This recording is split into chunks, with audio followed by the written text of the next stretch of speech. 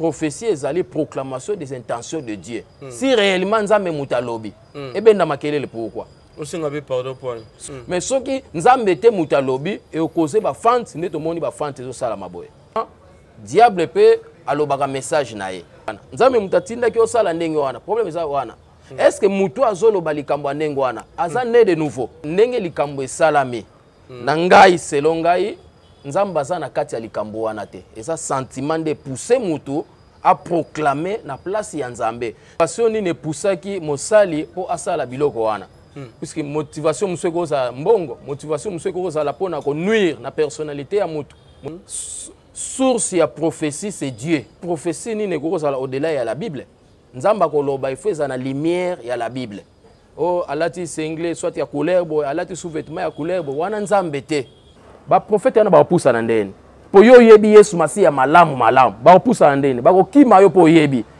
Je suis votre humble servante, Sœur Jenny Fernandez, je réside à Londres. Je vous invite tous à notre 3 samedis d'édification et de prière selon l'évangile de Matthieu 11, 28. Sur ce thème, venez à moi, vous tous qui êtes chargés, fatigués. Et j'espère que Dieu est au rendez-vous. Vous serez tous bénis. Invitez les autres. N'oubliez pas d'inviter. Et Dieu est au rendez-vous. Alléluia. Que Dieu vous bénisse. Je suis Pasteur Lopemba Ezekiel, Burkina Faso. Je vous invite à notre programme d'édification et de prière sur le thème « Venez à moi, vous tous qui êtes fatigués et chargés », selon l'évangile de Matthieu, chapitre 11, verset 28. Alors, notre programme se tiendra tous les samedis du mois de février. Retenez les dates, les samedis 12, 19 et 26 février à partir de 18h30, heure de Londres, ou 19h30, heure de Paris. Ce sera en live sur la page Sœur Jenny Fernandez Gospel Singer. Que Dieu vous bénisse, je l'espère. À très bientôt. Amen. Bana Belgique, bana France, bana Allemagne, bana Hollande, ngongana bino koki ya délivrance. Tokozala na bino le 26 février et kozala na 15h côté ya Gare du Nord. Tozana bezeboya ebele, mingi nazana bezeba o batambola partout, baluka ba délivrance bazwate. Boya ko vivre ndenge boko bika mokolo wana boko kangwama. Tozokozela bino na moto. Il voyageait en Galilée, prêchant l'évangile, chassant les démons et guérissait des malades. Il ordonna à un esprit impur de sortir d'un homme, guérissait la belle-mère de Simon-Pierre et purifiait un lepreux. Wana musala ya Jésus-Christ de Nazareth oya salaka pe ekomama na makomi na ye na Marc 1 21 45. Na yango musala yango Yesu Christ de Nazareth apesi pe na basali na ye oyo ezali bongo apôtre Martin Makoma elongo na prophète Moïse Makoma oyo wapi Jésus-Christ de Nazareth atindi bango na 2022 oyo le 26 février na Bruxelles, capitale ya Belgique, pour bana ya Nzambe bazolobiko surtout que mutu moko te akutana na Jésus-Christ de Nazareth azongaka lolenge ayaka. Tala le 26 février 2026 yo oyo kozali na Bruxelles, capitale ya Belgique, kozanga te na journée ya délivrance oyo Nzambe akosala bilembo pe bikamusi. Le 26 février à partir de 15h, ne manquez pas. À travers Basel Nzambe, apôtre Martin Makoma et l'ongona prophète Moïse Makoma, moto kana Nzambe, moto oyo milimo nyoso ya shetani. Loba bonjour. Bonjour. Bonjour. Loba comment ça va? Le 26 février 2022 oyo kozanga te na mobangi na délivrance oyo ekosalema na capitale ya Belgique. Le 26 février, bokomona loboko na Nzambe. Loboko na Nzambe za mokusete pona kosunga yo. Misu na ye ekangami te pona komona souffrance na yo. On souffrir beaucoup. botamboli partout tozali kozela ba o bakenda partout bafuta batike partout mais mokolo yango loboko na nzambe ekosunga yo okozala na délivrance totale alors bopesa nde mitema na bino mokolo yango nzambe na bino akosalela yo Jésus-Christ de Nazareth aza le seul les solutions. Amen. tozokozela bino na moto. Santé nationale puissante chez Dr Cathy Munga. Comment on a sœur Cathy Munga, nazali naturothérapeute, nazali kosunga bandeko bazali na bokono ndenge na ndenge au moyen de plantes naturelles. Bandeko bazana ba problème ya ba hémorroïdes interne tout comme externe, infection urinaire, prostate, azoospermie, obota ezalité, rhumatisme, nerf sciatique, gouttes, règles douloureuses, glaucome, vision floue, motupa si intense, sinusite, awa nazana kati ya laboratoire. Awa nde bisika na séchaka ba plante, banzete, ba makasa ya ndenge na ndenge, depo na nga yango yo esika na salaka ba formule na ba solution na nga. Merci na équipe mobimba ya maison chez Cathy, en particulier Joyce Bolaba. Shalom, shalom, peuple de Dieu de partout. Vous qui suivez cette grande émission, la retraite chrétienne avec Yves Ipantos, directeur de faux. La fin de la série continue toujours dans votre chaîne Super Promo D140. Voilà, nous sommes déjà avec le pasteur Louis Bopé, avec lui, tu as essayé, plutôt, j'allais dire, il y a partager tant de sujets dans le plateau de Lelo. Merci, Nabandoro, je vous sera confiance. Merci, Napiro Mazalanda. Merci, Ndekonanga Christ, mon fiti, na Kata France. Papa na Owen et Winner et puis si biso plaisir makasi ya la émission oyo lokola boza en famille. Merci tout petit déjà mbote pa l'homme de Dieu pasteur Louis Bopé. Bonne santé na yo aussi à église Code Christ Mobimba. Ndeko Yves santé za kitoko makasi na ngolu pe na mawana nzambe lingomba mobimba ya Yesu Masia eza ko se porter très bien na ngolu na nzambe. Amen. Voyage légui bien papa. Voyage légui très bien, tamoli très bien. Nzambe asungi tokomi. Voilà, Congo central. Voilà, et c'est ce plaisir makasi le sambo pour que tu na ba sichela surtout na ngolelo. Nzambe na lola. Merci na ngolu na mawana yo tokutani lisusu kat nesika oyo. To confier musala oyo mission o pesi na maboko na yo yo moko za la maître du début à la fin na kombo na Yesu Masia. Amen. Amen. Voilà, merci l'homme de Dieu, c'est le plaisir makasi toyeba pour la première fois au le canal Super Promo D143. Alors bandeko bazotala yo bayeba qui est papa Louis Bopé. Merci pour na motuna ndeko Yves.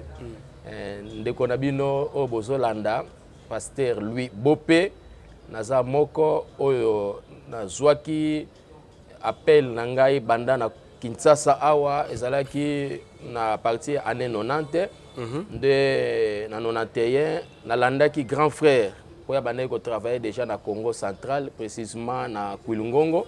Grand frère révérend Abraham Bopé Mamboma ta on a landie na comment na conviction ya ko salela nkolo nde na nzela na yende nzambe asali kino mukona lelo aza ko encadrer ngai na ko salela nkolo yende père spirituel na ngai nde aza ko former ngai kino lelo naza pene na ye na encadrement payé par ça na père spirituel na ye révérend apôtre Vakambi Ndongala James yende père spirituel ya père spirituel na ngai.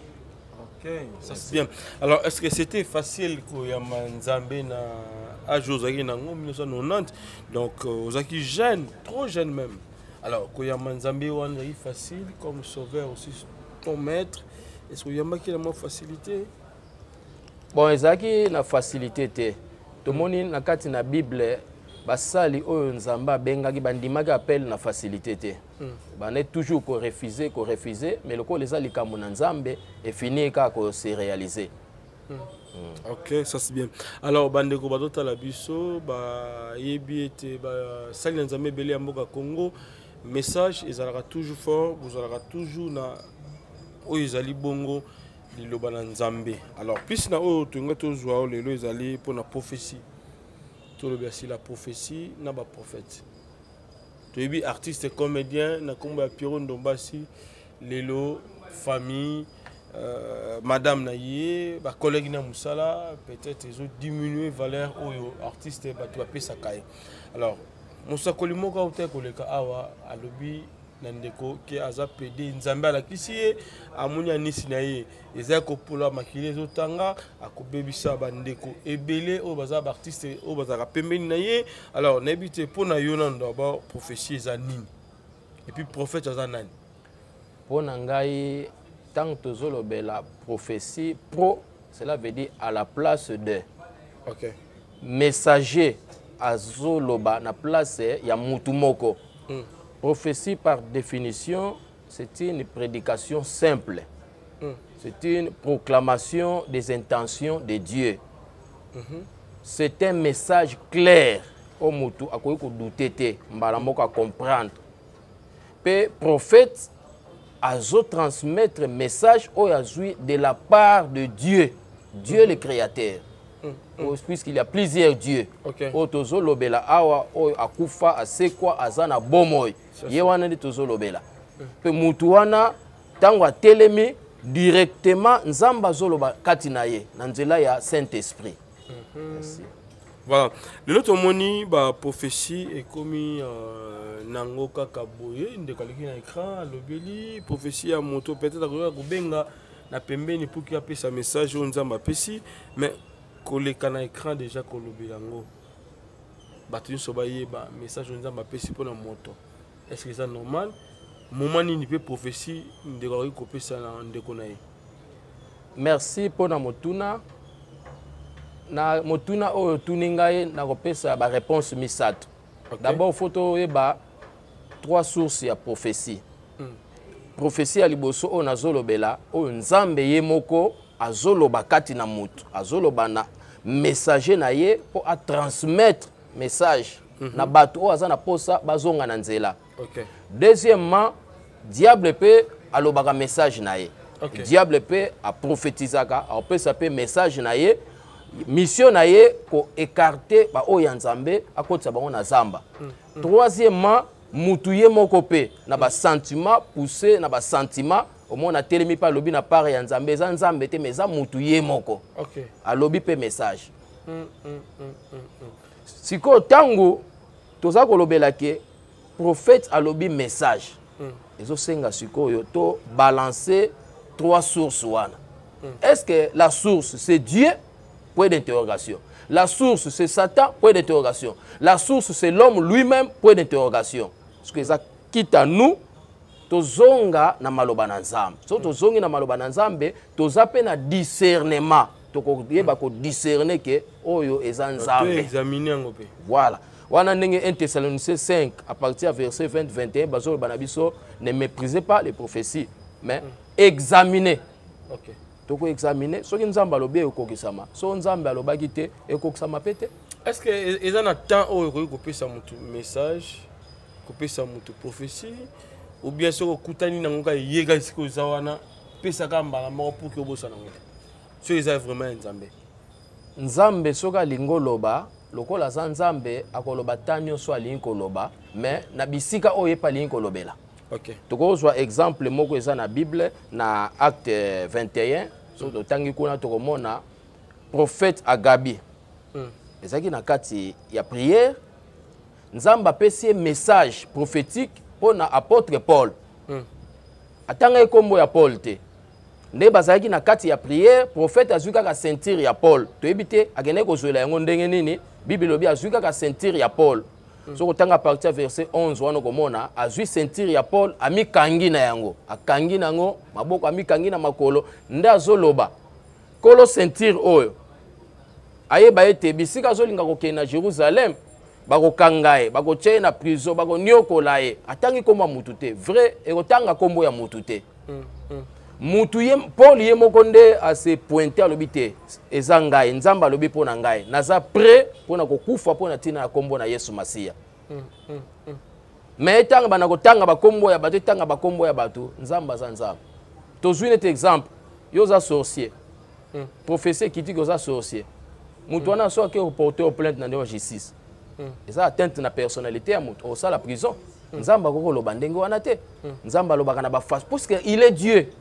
autilisaka ba méthode nyonso pona kozongisa moto na nzela mais ate na balabala ka bokuta na moto nzamba bandolo ba non non sikoya ndeko akiki nango na écran akiki kobeta lisolo ya homme marié aza artiste comédien mais aza na mwasi auti kobala aza na famille aza na bandeko aza na bacollègue aza na baami aza na bacamarade aza mpe na basali na nzambe oyo atretaka na bango directement comme ça aleki na écran fingi te mais apesi message oyo etouche ndeko na motema koloba aza pede akobebisa bandeko ebele ateki ame na ye aza occultiste olobi on écran bato nyonso tout bamoni je sais pas na ka wana tokoki kojuge mosali na nzambe na nani bon toyebi te motivation nini epusaki mosali mpo asala biloko wana puisque motivation mosusu ekozala mbongo motivation mosusu ekozala mpona konuire na personnalité ya motu motivation toyebi te eloko nepusaki ye ndenge wana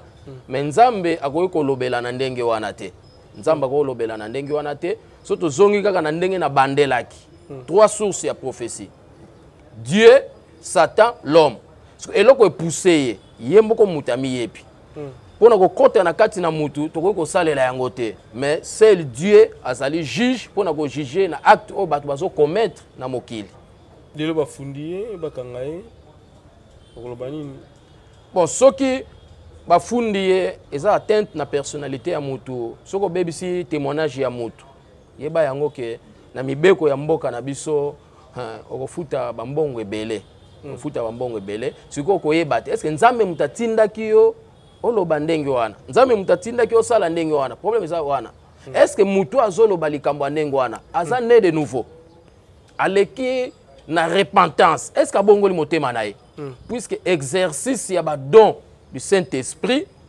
nzambe azosenga na mutu mutu nyonso alingi koexerce talent oyo nzambe atie kati na mutu il faut azala na bolingo puisque bolingo koyeba kocouvrir nyonso don nyonso soki mutu abasalela yango azangi bolingo ezaka mpo adétruire asengi pardon alobi balimbisa ye la prochaine fois akosala susu bongo te to accepter pardon to mpe tomeka kokende na ndenge oyo bandeko balingi bakende na ye mpo batémoin baza mo ebele ya likambo yango balobi non ndeko ifa meme kaka na justice bon wana sikoyo eza point de vue ya mutu oyo banuire témoignage na ye ye nde mutu akoyeba ndenge nini akosala na likambo wana mais du fait que ndenge likambo esalami na ngai selo ngai nzambe aza na kati ya likambo wana te eza sentiment de pousser mutu a proclamer na place ya nzambe tolobaki prophétie ezali proclamation des intentions de Dieu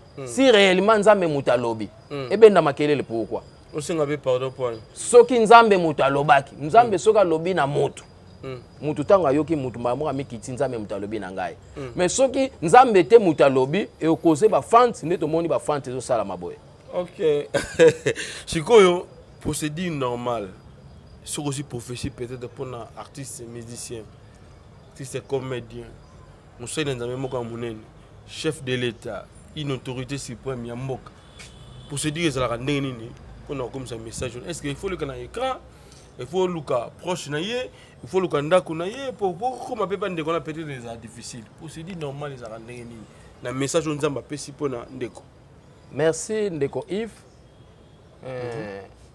baargument eza ebele na bible guide na biso ezali la bible so tozongi na bible David akomettre faille akwei mais nganga nzambe na tatanga azokende pa ya David abiki na okende liboso ya roi akendaki na baproverbe ke mutu moko azalaki na ebwele na ye kaka moko azobokola ebwele wana azalaki na bana na ye bongo ayambi mutu mosusu ayambi bapaya azalaki na bibwele ebele aza kobokola kolongola moko abomi ayambeli bapaya na ye masaleli yango te atiki oyo ya ye aye kozwa kaka oyo ya mobola azalaki kaka na moko yango nde abomi ayambeli bapaya na ye David ntango ayoki likambo wana réaction ya roi moto asali likambo oyo azomérite la mort mais akorembourse x4 nde na nsima bakoboma ye par après prophète aye kolobake moto yango eza nde yo roi azalaki bati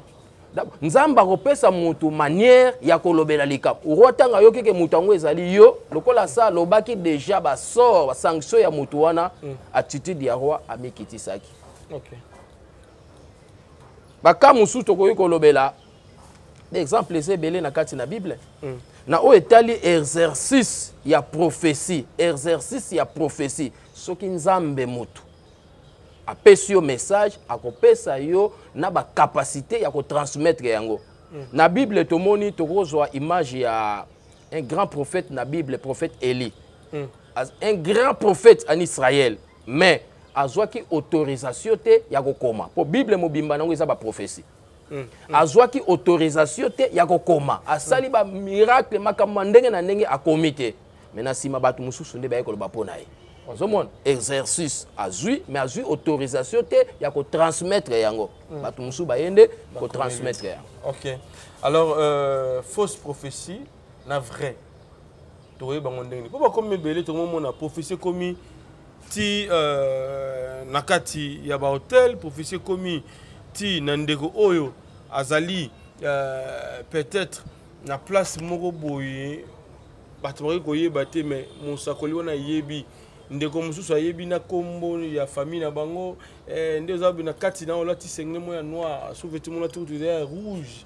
Est-ce que prophétie fait que ndenge wana siko vrai na faux? Il y a ba message ya ndenge wana toyeba bango ndenge ni fausse prophétie na vrai toyeba bango ndenge ni ce qui vraiment basakoli solo bazana mboka Congo. Merci Ndeko Yves pour la question tournée. C'est facile. Avoir la connaissance de la parole de Dieu. Source et prophétie, c'est Dieu. Ce qui nous a zoloba, n'a habité. Ce qui prophétie ni négocié au-delà de la Bible. Nzamba koloba il faut la lumière et la Bible. Ce qui est en dehors de la Bible, les gens embêtés. Source, il faut avoir la connaissance de la parole de Dieu. Tant que tu as télémi, n'engue utu koloba ke oh alati single soit ya couleur boy alati sous-vêtement ya couleur boy wana nzambe te wana eza nzambe te yango ezosenga kozala na connaissance ya maloba na nzambe. Bible lobi na Matthieu 7 tango Christ azotia base ya kondima ya batu alobi bien bokoyeba bango na misala na bango. Merci. Donc c'est facile, il faut avoir le discernement. Et puis qu'on a les sources na connaissance ya maloba na nzambe ne oko s'en sortir biso même ba okuta na biso ta mutao loba zolo botali eka bo papa ozongse na maloba na nzambe akimi poza na maloba na nzambe te fakima déjà comme la yope bandeko yo ba chaka lolemo na nini bato ba gris gris ba tie lolemo na likasa na lolemo ba ki ba sukolier na miso ya mboa na bipota mboa pour que akoma komona ba prophétie belé et ba pesi molimo ya délivrance tout ça pour que lobby akoma na bonheur richesse akoma na bozui makasi. Est-ce que déjà peut ba proposer le comment bon l'homme de Dieu? Merci. Merci Ndeko. If tango tuni motuna na seki makasi. Pourquoi? Na seki makasi po biso basali na nzambe biso te muto salaka. OK. L'auteur c'est Dieu. Biso rôle na biso ezali batu mingi bazosa na difficulté na ndenge nini azui kondima o ya yemoko akoti on na kondima na ngai pasteur esimba te kondima na yo il faut nga nazo salaka na osalisa yo jonction nazo kotisa yo okutana na faiseur de miracles yemoko Yesu Masia soki sikoyo ondimi maloba na nzambe te ondimi Jésus Christ de Nazareth te omone loko moko te. Voilà. Et Jésus a zolo banabaye kolae. Vous êtes pire à cause de la parole que je vous ai annoncée. Maloba kaka o ya nzambe. Lokola e pema mina molimo mo centre. Dès que muta yoki yango, soka fungoli motema ne aza libéré na ba chaîne ya molili. Diable ko koka ko résister te na motema o et recevoir maloba na nzambe. Amen. Ça c'est bon. Merci Ndeko. Ça c'est bien, na tigeli juste pour une minute au solo na ba chrétien ba otala biso à ce moment ba peut-être aussi hein ba to kindaka lisusu lo sambo te to kotaka susu ba église te pour passer nzambe ya faux basé belé ba ko escroquer biso surtout plus diaspora ba ndeko belé ba passer nzambe bazo lia bango bambongo bazo kosaka bango na ba dim bazo kosa bango na action de grâce. Alors ba ndeko na bazo décision na bango ya makasi ba lo yemba kutu ba boya babito kozonga na bakati populaire banzembo tona ko yemba e yawe banzembo ya ba chante na biso baboya ngo même nga samedi dimanche na côté église té bandeko na sabango nini et puis na suka totikelio prédication pour 15 minutes au mema bana na Nzambe na éclairage elongo na bandeko surtout tous en bango ensemble. Merci beaucoup l'homme de Dieu. Pour une augmentation de la poitrine et des fessiers, utilisez la pommade Tozawatai. Grâce à sa nouvelle formule, mesdames, la crème Tozawatai augmentera vos seins et vos fesses. Mais également vos hanches et vos mollets. 100% naturel.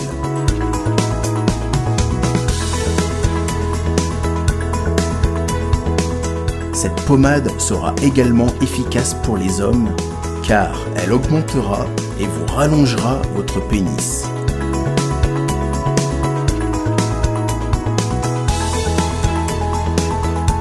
Alors contactez sans plus attendre Nicole Malonga au 06 05 50 23 18. 06 05 50 23 18 et via le site internet sur www.tozawatai.com. Une pommade, tout ce qu'il y a de plus naturel. Shalom, c'est Papa Moïse prophète. Il y a église Hosanna. Na ye kopé sabino message de l'eau pour ba oyo bazala ba blocage, ba limitation, ba mari de nuit, ba esprit de mort, ba maladie oyo et si la kate. Mais mingi nazana besoin ya ba oyo ba tambola partout. Oyo ba luka ba délivrance, oyo ba mata kutu ba vio pour ko luka ba délivrance et simbate. Nazana besoin na bino boya pobo bika po ite ngonga na bino ekoki. Awa ba benga ngo terminus. Awa ndezali sika ba démonio surtout basukaka moto moko na ya ate azwa délivrance ka bikate na ne salamate bangonio surtout babika avant kutu boya bofukama bosenga Saint Esprit ala kisabino soki Papa Moïse azali ya ye ou bien ya yete ako répondre bino tout de suite bokota na YouTube bobeta Papa Moïse prophète TV boko mona ba témoignage ba belé oyo babika déjà oyo basala. Nakumisi nzambe ya Hosanna, nakumisi nzambe Papa Moïse kwa bikisinga na malade estomac. Na banda ko souffrir mingi na estomac. Ezaki soke kanginga nazo lala te, ezo sala pasi tina mukongo moto ezo bimangai. Kolia mate sou pasi, bablo msu kolia ngo très difficile. Depuis Papa Moïse abondela pona ngai nazwa kimia.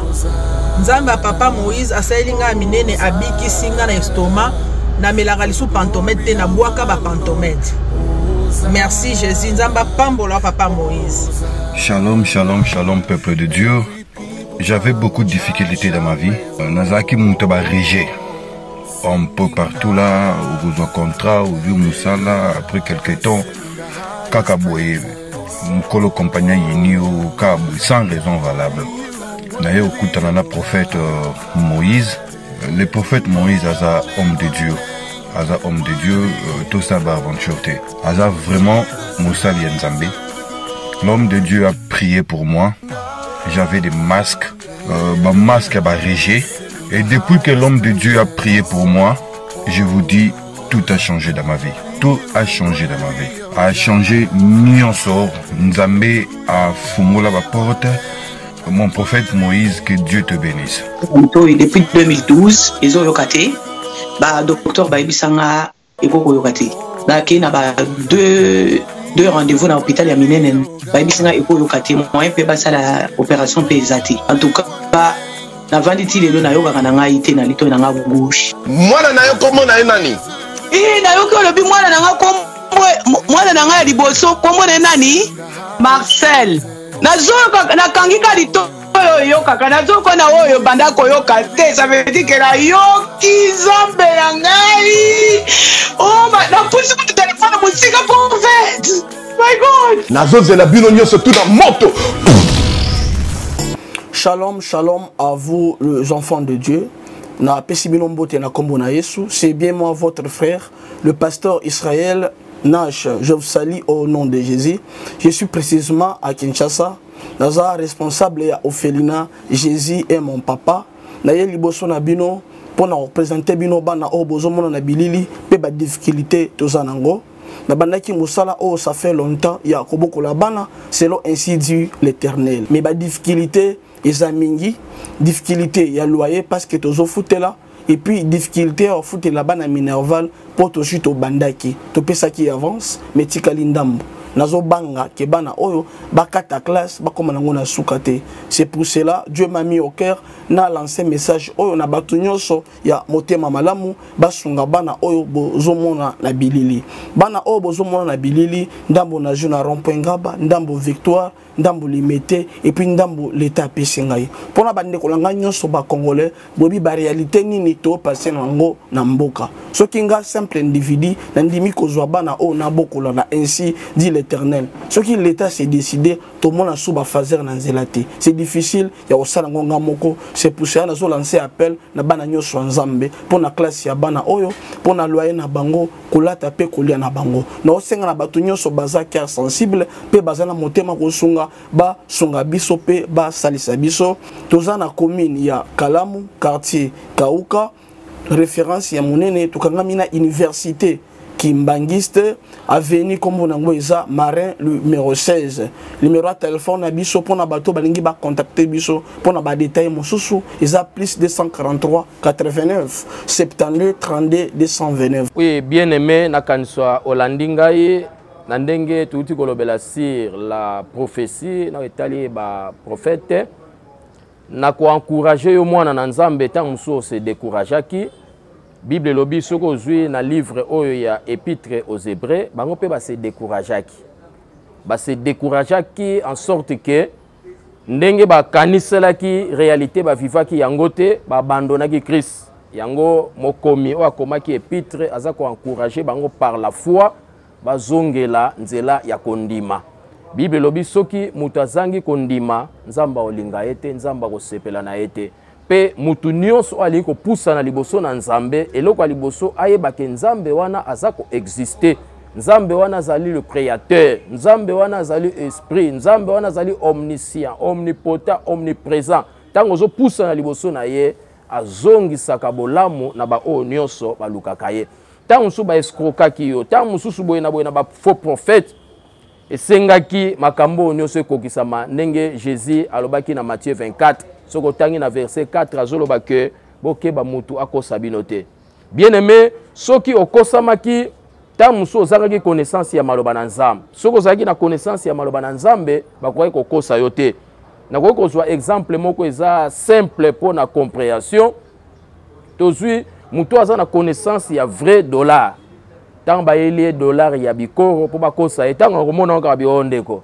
O eza faux. Po aza na connaissance ya vrai.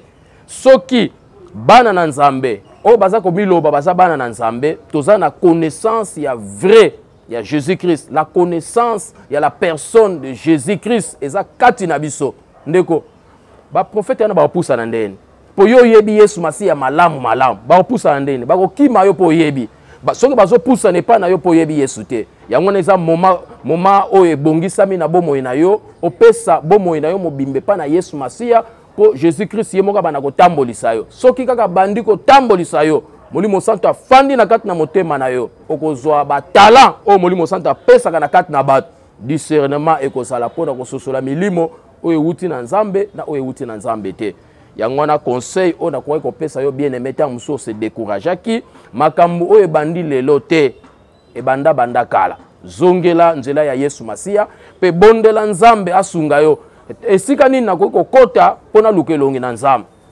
ezana bisika musu ezoloba ba église mais ça ba église te église eza bisika baza ko reconnaître la personnalité de Jésus-Christ comme Seigneur et Sauveur akufa ya solo asekwa ya solo azana bomoy pe loko ezosala biso fierté toloba po mutango asekwa penza ya solo yango nde la force de l'église bien aimé tant musu se décourageaki o se décourageaki o lembaki o zwaki ba décision te na ko sambela lisusu te ngana ko encourager yo ndeko zongela nzela na Yesu Masia kota bisika bazo présenter Jésus-Christ le vrai sambela wana komona nguya na Nzambe katikati na bomoyi na yo merci yawe ya lola apambola yo apambola balandi nyonso o baza koyoka biso na ngonga oyo Pe o etali biso nazali pasteur ya 37e KDC église Kombo na yango vient et voit na Congo central toza précisément na Mbanza-Ngungu nde bisika toza ko évoluer ndenge na lobaki na ebandeli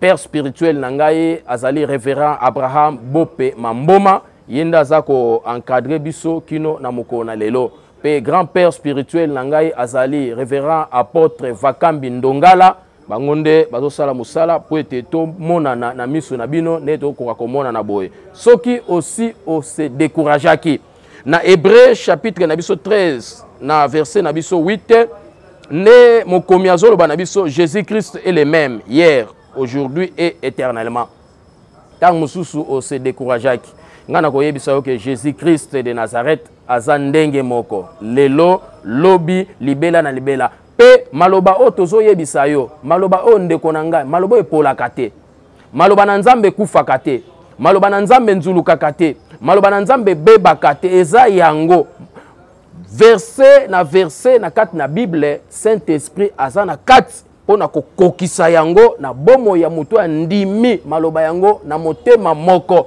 afungoli motema na ye apesi motema na ye pa na Yesu Masiya nde Saint-Esprit aza wana pona kokokisa maloba wana na bomo ya mwana na nzambe problème munene koyi kozala est-ce que na motema na yo Jésus-Christ afanda na motema na yo Jésus-Christ aza na kati na motema na yo soki Jésus-Christ aza na kati na motema na yo te Saint-Esprit moya sala ezalité yango wana bien-aimé pesa Jésus-Christ c'est motema na yo pesa Jésus-Christ c'est bomo na yo nenga lobi na Jean chapitre 1er na verset na biso 12 alobi na biso à tous ceux qui l'ont reçu à ceux qui croient à son nom elle a donné le pouvoir de devenir enfant de Dieu. Batu nyonso bazo tambola na mokili bien-aimé baza bana na nzambe te.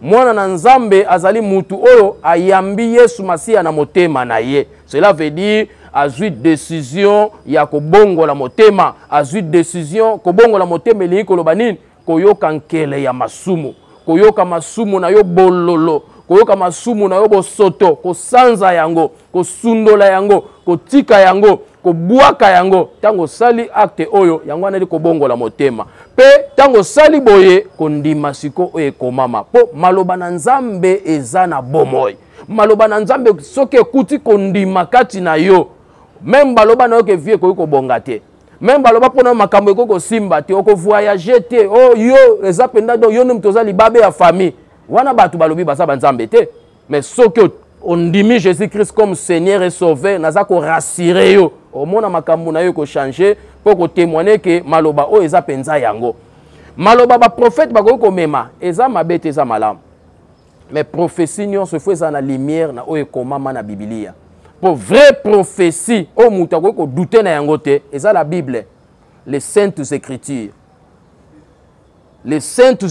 yango ndezali le vrai oh mutu ako douter te tango yoki yango problème na mutu soit andima soit aboya ndenge yo pendeko bien aimé oza kolanda ngai na mosika na pene o permettre biso to kota na ndako na yo po mona biso oyoka biso soko fungoli motema na yo Jésus-Christ ako agir puissamment na bomo na yo vrai miracle o ezali miracle ezaka kombo na Yesu Masiya yo soko ndimi yango kaka ozwi décision ko kabwana na mabe ozwi décision ko kabwana na masumu ozwi décision ko fandisa Yesu Masiya na motema na yo ozwi décision ko tambola nzela moko na bomo na ye oko vivre Hébreu 13:8 na bomo na yo Jésus-Christ aza ndenge moko lobi lelo libela na libela abongwani te bisika nyonso batomboli ye okomona nguya na nzambe na bomo na yo Saint-Esprit aza wana pona ko tombola Jésus Christ na bomo ya mutu ya ndimi Yesu Masiya na motema moko na bomo ya mutu ya ndimi Yesu Masiya na motema na ye mobimba Saint-Esprit aza wana ka pona ko tombola Jésus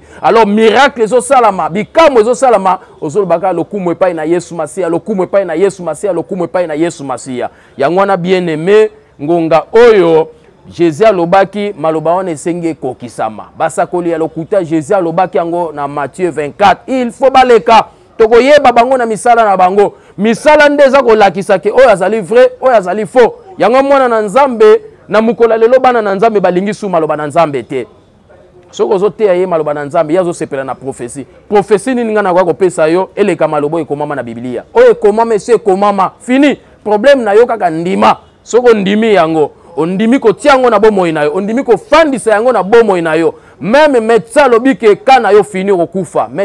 Médecine eza au-delà na mokili oyo tozomona eza au-delà, mais liboso na Nzambe médecine eza eloko te, eza pamba. Soki oyo aza na liloba ya suka, le créateur a décidé te okokufa te, soki a décidé te okobika te. Ebele baokende même en Europe, bakende Europe mpona kozwa soins de santé, lem so azongi na cercueil. Lobiko eza mbongo te, lobiko eza te mpona aza na famille ya boye, lobiko ezali Jésus-Christ de Nazareth. Soki ondimi Jésus-Christ comme Seigneur et Sauveur na bomoi na yo, nga naza ko rassurer yo mpona ngai mwana na Nzambe miracle eza eloko te. Yo soluka miracle ya munene eza ko bongola motema, poso mutu abongoli motema na solo na lola eza feti munene, na lola eza feti munene. Jésus azongisaki Lazare na bomoi, me mikolo yaka kolanda Lazare akufaki lisusu. Akosala lelo bikamwa lelo mokili tozali toza entouré na ba microbe ya lolenge na lolenge, mboka eza mabe, mokili ezotambola malamu te, ba problème obandaka koya. Mais soko recevoir Jésus-Christ comme Seigneur et Sauveur na bomoi na yo, nga naza ko rassurer le nom de Jésus de Nazareth. Yango nde bikamwa na bomoi na yo. Yango na bien-aimé, ndima Yesu Masiya na motema na yo mobimba, fandisa Jésus na bomoi na yo. Ta muso se décourageaki, o se décourageaki pour s'intéresser na maloba na Nzambe te. Bible zolo na biso peuple de Dieu bazo bunga pona ni kozanga connaissance ya maloba na Nzambe. Lelo maloba na Nzambe komelio na ndako na yo. Maloba na Nzambe komelio na telefone na yo. Maloba na Nzambe komelio na porte ndako na yo. Problème eza ya yo ete ondima yango. Soki kako ndimi yango, ozwi décision ya kokabwana na masumu. Tango nazoloba masumu eza a ebele. Lisumu elingi koloba nini? Tango ozo sala o eza contraire na maloba na Nzambe. Yango wana nde lisumu. Est-ce que makambo ozo sala eza volonté ya Nzambe? Ndenge ozo tambola, ndenge Nzambe alingi otambola. Soki likambo ezo sala na bomo, likambo moko ezo tindika o sala likambo, motivation ezo pousser eza nini? Pour la gloire de Dieu, pour na nkembo na yo moko. Ndeko soki eza pour na gloire na yo moko ko échouer. Mais soki ezali pour la gloire de Dieu, la gloire de Jésus-Christ, ndoko mona nkembo na Nzambe katikati na bomo na yo. Yango wana bien-aimé, naza ko rassurer yo. Kolo aza na posa ya motema na yo. Aza na posa ya bomo na yo. Tamusuna no pesa motema na yo pa na Yesu Masiya te. Tamusuna no pesa bomo na yo pa na Yesu Masiya te. Yesu Masiya aza na posa na yo. Alobi mwana nanga pesa nga motema na yo. Mwana nanga pesa nga motema na yo. Aza na posa ya motema na yo po azwa maloba na ye. Maloba na ye eza richesse. Maloba na Nzambe eza richesse. Eza richesse munene. Soki koti na motema na yo efandi. Place solution ezalaka te solution kokota. Place makambo esimba te makambo ekosimba. Yango wana bien-aimé, kolo apambola yo o landi maloba na Nzambe. Yango wana avant toleka na kobondela, nazolekisa numéro na ngai. Tango musoko za na contact pona kwa kobenga biso, numéro ezali 081 512 41 51 081 512 41 51 P Moussousou 089 94 84 515 089 94 84 515 na numéro oyo ya mibale na pesi yango nasalelaka souvent na WhatsApp soko koti na WhatsApp nde kozwa ngai poto kwa kosolola à long et à large na oyo concerné bomoi na yo. Kolo Yesu Masiya Nzambe ya lola na lobi na part na yo. Nazali nani po ete naloba na batu na yo. Batu yango baza yanga te baza ya yo. Nazali simple instrument na telemi na kombo na yo Yesu Masiya po na ko transmettre maloba na bao babungisaki bango na bao ba décourageaki ba pengwaki bazonga na nzela na yo. Biti na yo biso ezali ko zongisa bango na nzela na yo po ete mukolo moko Jésus de Nazareth okoya ko kamata ba oya yo. Bisika yo zali biso peto zala wana lokola. Olingi te mutu ya mabe kufa na mabe. Olingi te mutu na masumu kufa na masumu. Me olingi kaka eloko moko ete mutu na masumu abika abongola motema na ye. Kolo Yesu Masiya merci. Opamboli chaîne oyo. Opamboli balandi nyonso. Oba fungoli mitema na bango. Quelque chose et salama na bomo na bango. Na kondima na bango. Saint-Esprit mimonisa na kati na bango. Na kombo na Yesu Masiya. Amen. Merci. Nayena kosanga nanga libosa Nzambe na yo. Salela nga Yesu, Yesu. Salela nga Yesu, Yesu. Salela nga Yesu, Yesu. Salela nga Yesu. Salela nga Yesu.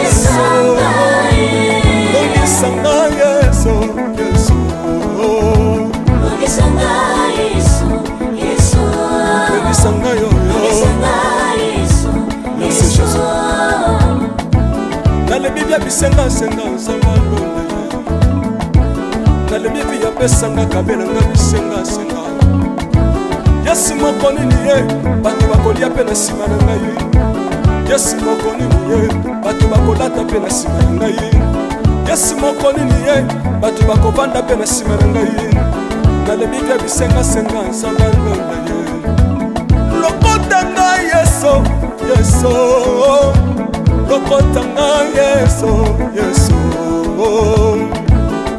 lokotanga Jésus kotikanga ite lokotanga yoyo tombolanga yeso yeso tombolanga yeso yeso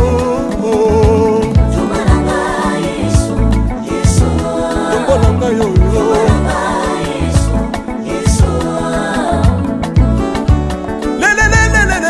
Mesa wafako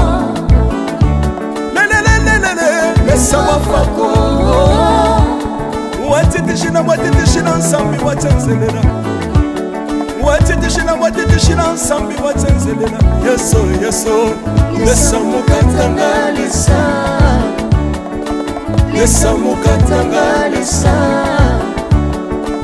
Lesa mukatanga ye Lesa mukatanga lesa Alléluia Chilobo Chilobo